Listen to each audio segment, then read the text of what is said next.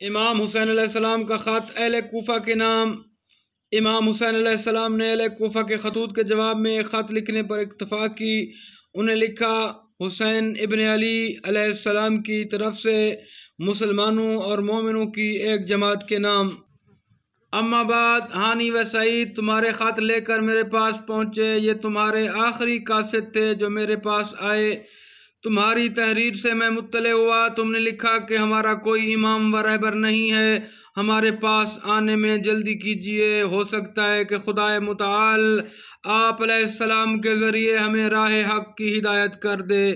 میں اپنے چچا زاد بھائی مسلم ابن عقیل علیہ السلام کو، جو کہ میرے معتمد ہیں، تمہارے پاس بھیج رہا ہوں۔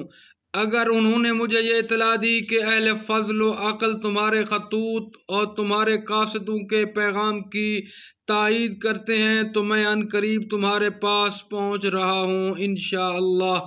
خط کے آخر میں تحریر فرمایا، قسم اپنی جان کی، امام صرف وہ ہے جو کتاب خدا سے حکم کرتا ہے، عدل اختیار کرتا ہے، دین خدا کو قبول کرتا ہے اور خود کو رضائے خدا کے لیے وقف کر دیتا ہے۔